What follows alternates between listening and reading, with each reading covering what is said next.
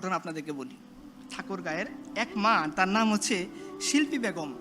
এই মা তার নিজের বাড়ি ভাড়া এবং মুদির দেনা মেটাতে না পেরে তার সন্তানকে 30,000 টাকায় বিক্রি করে দিচ্ছে।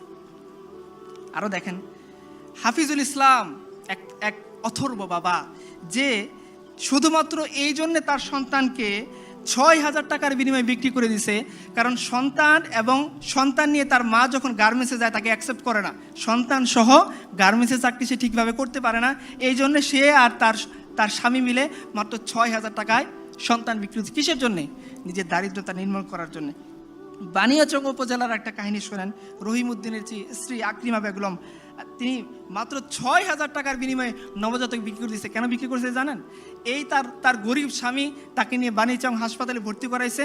যে পরিমাণ টাকা আসছে এই গরিব মানুষের পক্ষে দেওয়া সম্ভব হয় নাই। তাকেও বলছে যে না, আমি তোমার বউকে রিলিজ দেবো না, টাকা আনো। এই গরিব মানুষ যাবে কোথায়? হয়তো সে যায়, আমাদের ইসলামিক খিলাফত হলে উমরের কাছে যাই বলতে পারতো, হে উমর, তুমি বসে আছো তখ্তের মধ্যে, আমি বসে আছি হসপিটালে, আমার টাকা দাও, আমি গিয়ে আমার ওয়াইফকে ছাড়িয়ে আনবো। তার তো এরকম সৌভাগ্য হয় নাই, কারণ সে জানে সে যদি রাষ্ট্রপতির সিরিয়াল দেয় কখনো রাষ্ট্রপতির দেখার তালিকায় তার নাম আসবে না। সে জানে সে যদি প্রধানমন্ত্রী সিরিয়াল দিতে যায় আজীবন পড়ে যাবে, তার ওয়াইফের দেহ মরে হাড্ডিসার হয়ে যাবে, কোনোদিন প্রধানমন্ত্রীর মিট করার তালিকায় তার নাম আসবে না। সে জানে সে যদি ডিসির কাছেও দেখা করতে যায় তার স্ত্রী ওইখানে কাতরাতে কাতরাতে মরে যাবে, কিন্তু তাকে দেখার জন্য কোনো ডিসি, কোনো এসপি, কোনো মেম্বার তার ওইখানে যাবে না। সে বাধ্য হয়ে তার ওয়াইফকে ছাড়িয়ে আনার জন্য হাসপাতাল থেকে নিজের নবজাতককে 6,000 টাকায় বিক্রি করছে। এই আপনাদের সমাজ।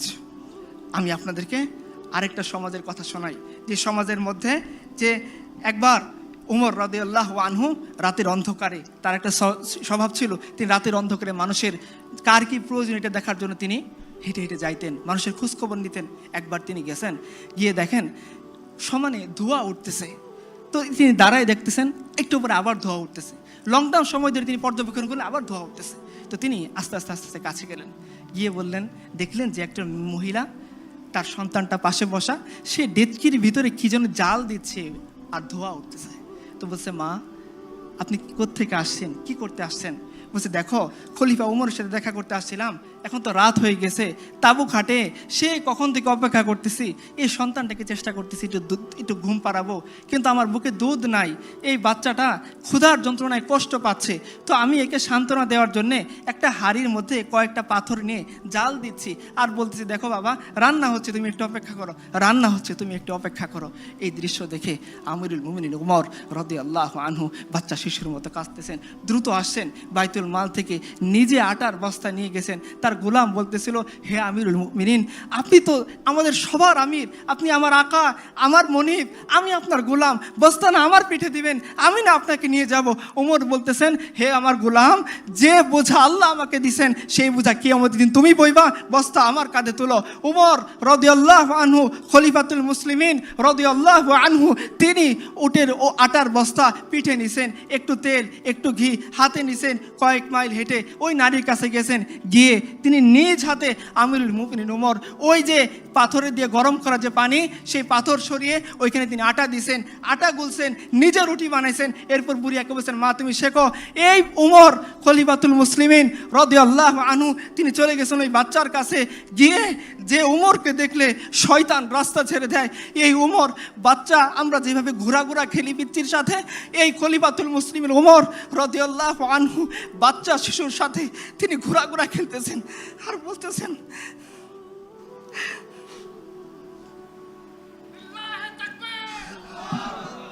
উমর বলতেছেন যে এতক্ষণ তুমি এই বাচ্চাকে কাঁদাইছো, এখন হাসাইতে হবে।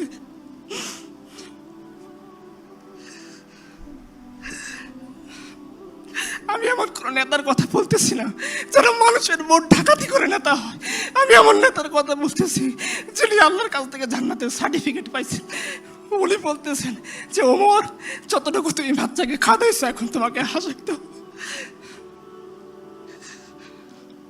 এখন আপনারা সিদ্ধান্ত নেন, আপনারা কোন রাষ্ট্রপ্রধান চান, কোন কি চান? উমরের এই যে সময় কাটতেছে এটাই শেষ না, এটাই শেষ না। উমরের জিন্দিগি পরে দেখেন, এক বেদুবা আসছে, একজন প্রেগনেন্ট মহিলাকে নিয়ে এক বেদুইন আসছে, সে উমরের কাছে কিছু চায়।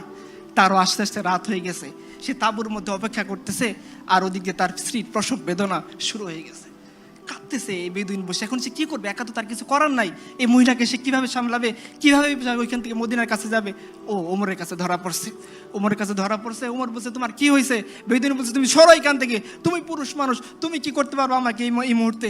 ওমর বলতেছেন, বলোই না তোমার কি হয়েছে। বলছে, দেখো আমি আমিরুল মুমিনিন ওমরের সাথে দেখা করতে আসছিলাম, আর পথের মধ্যে আমার স্ত্রী ছিল প্রেগনেন্ট, সে এসে এই অবস্থায় পড়ে গেছে, এখন তার বাচ্চা হবে, আমি পুরুষ মানুষ, এই মহিলাকে নিয়ে এখন কি করব, চিন্তায় পড়ে আসি। ওমর একটু ওয়েট করলেন না, তিনি তার স্ত্রী উম্মে কুলসুমের কাছে গিয়ে বলতেছেন, হে উম্মে কুলসুম, তোমাকে আল্লাহ একটা সুযোগ দিয়েছেন, তুমি সেটা অ্যাকসেপ্ট করবা কিনা? বলছে, কি সুযোগ? বলছে, তোমাকে আল্লাহ সুযোগ দিয়েছে সব কামে করার এক বেদুইন আমি দেখে আসলাম, সে তার স্ত্রী নিয়ে, গর্ভধারিণী স্ত্রী, তার ব্যথা শুরু হয়ে গেছে, এই মুহূর্তে তাকে দেখার মতো কেউ নাই, আমিও পুরুষ মানুষ, তাকে কিছু করতে পারবো না, তোমাকে আল্লাহ সুযোগ দিয়েছেন, চলো আমরা যাকে ফার্স্ট লেডি বলি, সে আমিরুল মুমিনিন ওমরের স্ত্রী, তিনি চলে গেলেন বাচ্চা হওয়ার জন্য যে সমস্ত ইকুইপমেন্টস লাগে সেগুলো নিয়ে, আর উমর আটার বস্তা নিয়ে দুইজন রওনা হলেন। তার গোলাম ওই দিনও তাকে বাদশাহ দিলেন। উমর বললেন, না না না, যে দায়িত্ব আমাকে দিছে সেই দায়িত্বের বোঝা আমি তোমাকে দেবো হইতে চাই না। এই উমর আমিরুল মুমিনিন তার স্ত্রী চলে গেলেন সেই মহিলার কাছে, তিনি মহিলার কাছে তার স্ত্রীকে পাঠাই দিলেন, আর নিজে আমিরুল মুমিনিন উমর রাদিয়াল্লাহু আনহু তিনি খাবার রান্না করতে বসে গেলেন।